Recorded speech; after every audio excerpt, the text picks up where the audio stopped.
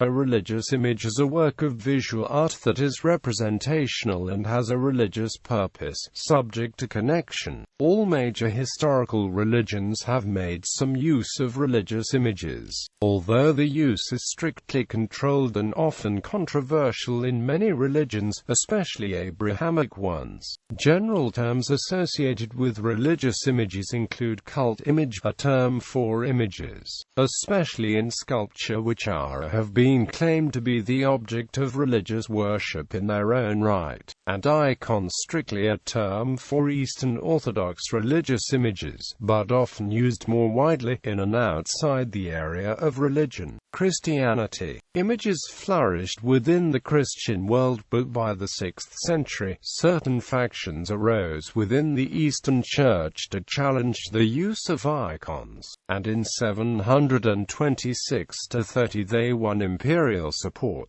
The iconoclasts actively destroyed icons in most public places, replacing them with the only religious depiction allowed, the cross. The iconodules, on the other hand, argued that icons had always been used by Christians and should continue to be allowed. They further argued that not only should the use of icons be permitted, it was necessarily to the Christian faith as a testimony of the dogma of the incarnation of Christ.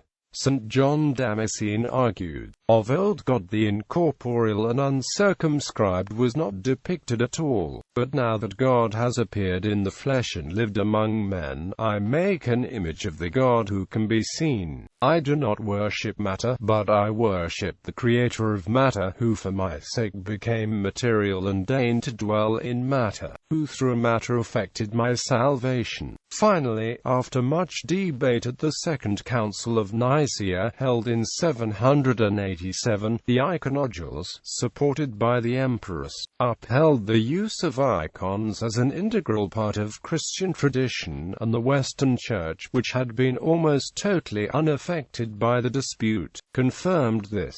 According to the definition of the Council, icons of Jesus are not intended to depict his divinity, but only the incarnate Word. Saints are depicted because they reflect the grace of God, as depicted by the halos. Eastern Christianity. The Eastern Orthodox Church fully ascribes to the teachings of the Seventh Ecumenical Council and celebrates the restoration of the use of icons after the period of iconoclasm on the first Sunday of Great Lent. So important are the icons in Orthodox theology that the ceremony celebrating the restoration is known as the triumph of orthodoxy. In the traditions of Eastern Christianity, only flat images or bas-relief images are used, because the Eastern Church teaches that icons should represent the spiritual reality rather than the physical reality. The traditional style of Orthodox iconography was developed in which figures were stylized in a manner that emphasized their holiness rather than the humanity.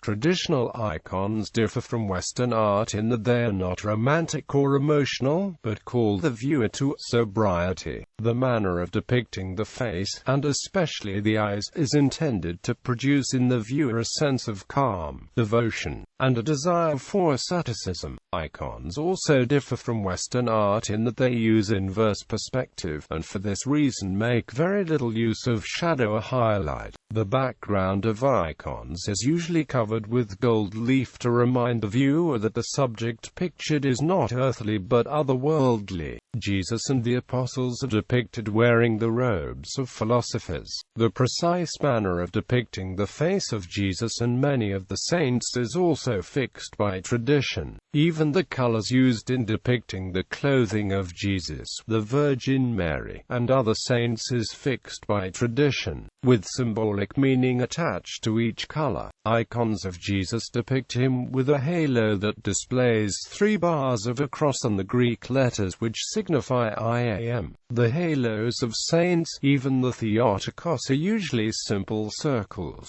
filled with gold leaf. Over the centuries, painters' manuals have developed to help preserve the traditions and techniques of Orthodox iconography. One of the best known is the manual from the Stroganov School of Iconography in Russia. Despite Despite these strict guidelines, the Orthodox iconographic style is not stilted, and the individual artist is always permitted to bring his own style and spiritual insight into his work, so long as he remains faithful to sacred tradition. Many icons display remarkable movement and depth. The thoughtful use of symbolism allows the icon to present complex teaching in a simple way, making it possible to educate even the illiterate in theology. The interiors of Orthodox churches are often completely covered in icons of Christ, Mary and the saints. Most are portrait figures in various conventional poses, but many narrative scenes are also depicted. It is not unusual in narrative icons for the same individual to be depicted more than one time. Orthodox Christians do not pray to icons, rather, they pray before them.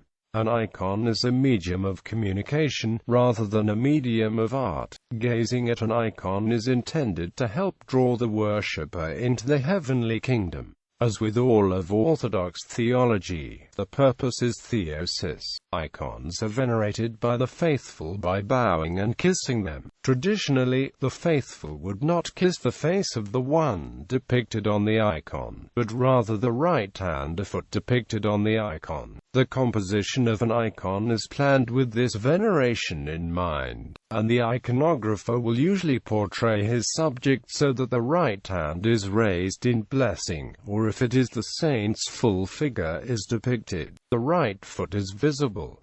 Icons are also honored with incense and by burning lampadas in front of them. Icons are carried in processions, and a bishop or priest may bless the people by holding an icon upright and making the sign of the cross with it over them. Western Christianity. Until the 13th century, icons followed a broadly similar pattern in West and East, although very few such early examples survive from either tradition. Western icons, which are not usually so termed, were largely patterned on Byzantine works, and equally conventional in composition and depiction. For this point on, the Western tradition came slowly to allow the artist far more flexibility and a more realistic approach to the figures. In the 15th century, the use of icons in the West was enormously increased by the introduction of prints on paper, mostly woodcuts which were produced in vast numbers. With the Reformation, after an initial uncertainty among early Lutherans, Protestants came down firmly against icon-like portraits, especially larger ones, even of Christ. Many Protestants found these idolatrous.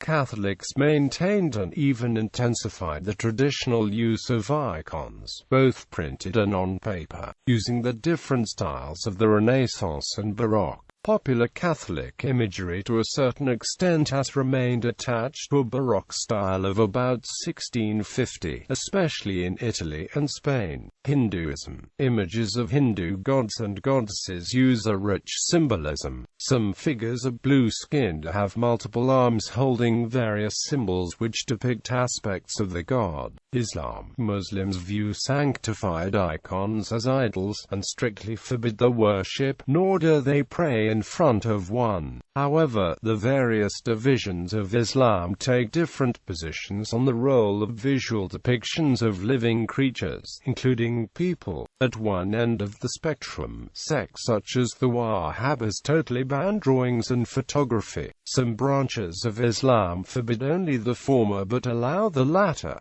The majority of Sunni Muslims permit both. Some Shia allow even the depiction of Muhammad and the 12 Imams, a position totally unacceptable to most Sunnis. Judaism. It is commonly thought that the Jews absolutely prohibit graven images. This, however, is not entirely true. There are numerous instances within the scriptures that describe the creation and use of images for religious purposes. What is important to note is that none of these are worshipped as God. Since God is incorporeal and has no form, he cannot be depicted. During the late antique period of Jewish history, it is clear that restrictions on representation were relaxed considerably. For example, the synagogue at Dura Europa had large figurative wall paintings. It is also clear there was a tradition of painted scrolls, of which the Joshua Roll and the Utrecht Psalter were medieval Christian copies, none of the originals having survived. There are also many medieval illuminated manuscripts, especially of the Haggadah of Pesach. A unique Jewish tradition of animal iconography was developed in Eastern Europe, which included symbolic depictions of God's attributes and powers as various animal scenes and plant ornaments in the wooden synagogues in the Polish-Lithuanian Commonwealth, as well as some mystical imagery on the gravestones. A part of the same imagery also appears on the Ashkenazi kshivitsi, meditative images used for contemplation over God's name. Not unlike the Eastern mandalas, some synagogue wall paintings contained over 80 various animals, including lions, unicorns, dragons, lion-headed mermaids, 3 hares, 3 intertwined fishes, Ouroboros, elephants, deer, leopards, bears, foxes, wolves, squirrels, turkeys, ostriches, and many others. God himself was usually represented as a 2-headed golden eagle in the center of the sun, painted on the ceiling of the synagogue, and surrounded by the zodiac circle. This system was based on the Kabbalistic symbolic tradition. Unfortunately, the meaning of some forgotten symbols is hard to recover. Thomas Hubka has traced the style of decorative painting in the wooden synagogues to the medieval Hebrew illuminated manuscripts of Ashkenazi Jewry, and its meaning to the Jewish mystical literature, such as the Zohar and the works of Rabbi Elazar Rockich.